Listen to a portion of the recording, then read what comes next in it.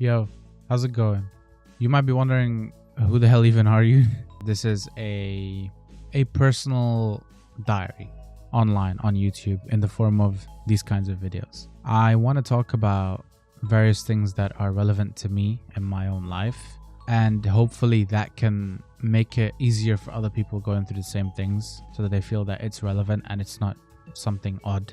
I want this to be sort of a safe space, but not, I'm going to use that very loosely because this isn't a substitute for psychological help or intervention. If you do have serious concerns about your mental health, please seek professional help. There's no shame in doing it.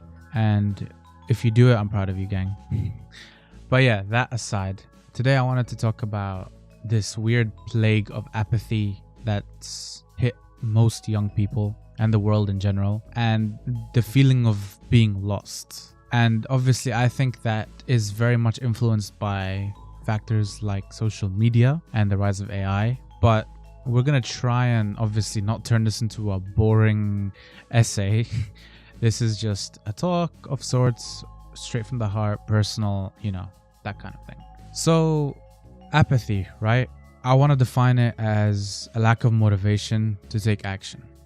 There's nothing that's really inspiring you to be bothered. And that kind of relates to feeling lost, because when you're lost, you also have no idea where you're going and you don't know where the road is taking you. But I think maybe you can take action while you're lost, but when you're apathetic, you're taking zero action. And the reason why, for example, I'm doing this right now, I'm just speaking and I'm straight speaking this. This isn't really scripted at all.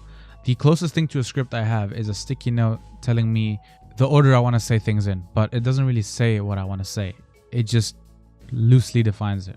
I created this channel, well, the channel existed for a while, but I decided to use it for that purpose, to create something, to make the thing exist and do the thing I keep saying I'm going to do. It's not going to be perfect. It's not going to be pretty right from the get-go, but it exists at that point. And I've done something, and I can keep doing something and building on it every day and every day and every day. And I want whoever is watching to apply that in their daily life, slowly, bit by bit. Because it doesn't matter how much progress you make or what shape it takes form, as long as you put the effort in to make the progress. It does not have to be linear, is what I'm trying to say. With apathy and feeling lost in the world we live in now, it's a very volatile and turbulent world. 1 minute we think we're entering World War III. The next minute, everything's back to normal. It's very tough, especially for young people. I mean, our generation, I don't want to be that one Gen Z who's like, we've been through a lot. But, we had a whole pandemic, and Gen Alpha also a little bit kind of got a taste of it. But for the most part, I'm going to focus on Gen Z because we're the ones becoming adults, and I want us to have our sub-story right now. And I decided that, so shut up.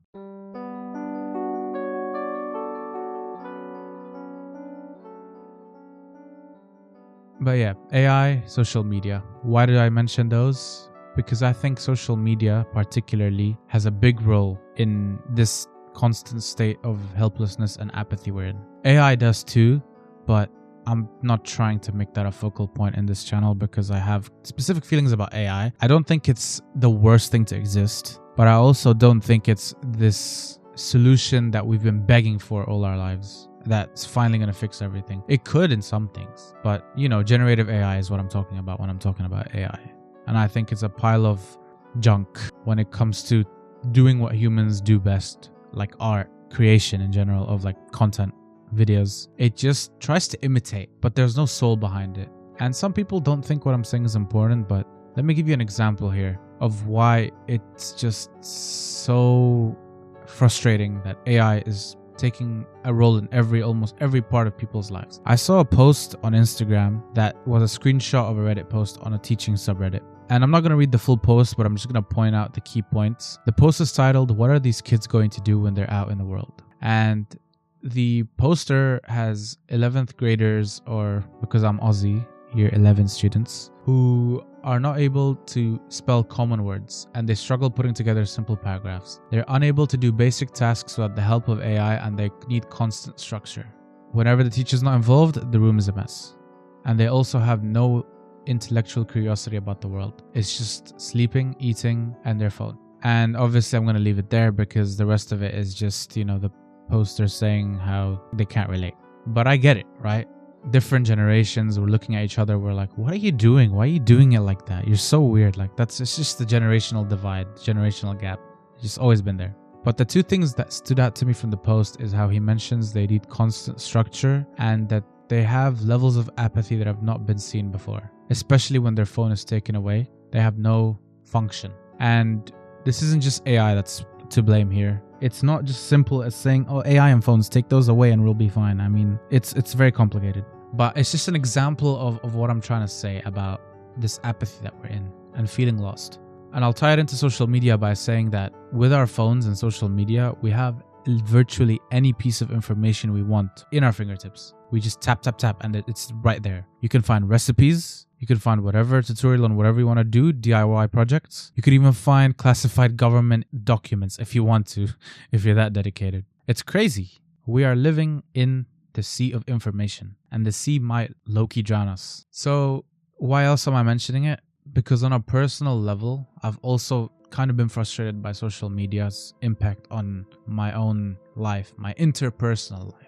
I don't use TikTok like I used to. I used to use it in the past, but I got rid of it because I felt like it was a time waster. And I tried to sparingly use Instagram Reels because same thing. Short form content, it just takes your time away. And next minute, you find yourself on the phone and it's been 2 hours or more and you've done nothing but scroll. And I say that is relevant to me because my circles have been affected by this. The short form content kind of carries the connection. It carries the dynamic between us. We don't really talk. We don't really explore each other's personalities. We're just sending each other content, and that's fine. That's not horrible. It's not the worst thing in the world, but it is kind of showing me that there are certain things that were special about having human connections that are slowly dying. And I saw another post saying that there's actually an art that is slowly dying, and that is the art of hanging out and just chilling with your mates. And I'm not talking about nights out where you're having a meal or watching a movie. I'm talking about just meeting up at each other's houses and sitting, doing nothing, just talking, just chilling in silence, just having quality time. Now, obviously, that's not everyone's cup of tea, so it's not the sole definition of hanging out that you can use. But I'm sure you'll find in one way or another that the digital world, with its so-called connection that it creates for us, has kind of impacted our real-life connections. Like, we text instead of speaking to each other. We send each other content all the time, like Reels and TikToks. But we don't really talk. I mean, if I showed you some of my DMs, it's literally just Reels we're sending to each other. And that's not a bad thing. Again, I am not trying to approach it in a manner that says we must get rid of this thing. I'm just trying to say that it's getting a little crazy. And I say that because when I stopped using TikTok and I took a break from social media, I kind of had nothing to speak about with some of my friends because every 2 seconds it's a reference. And obviously some people will say, well, that's you guys being chronically online. And okay, yeah, that's kind of what I mean. Why must it get to that level? This is not shading any people who do this, by the way. If you do that, it's your life. Do whatever you want. But this is my personal take. Again, this is my perspective.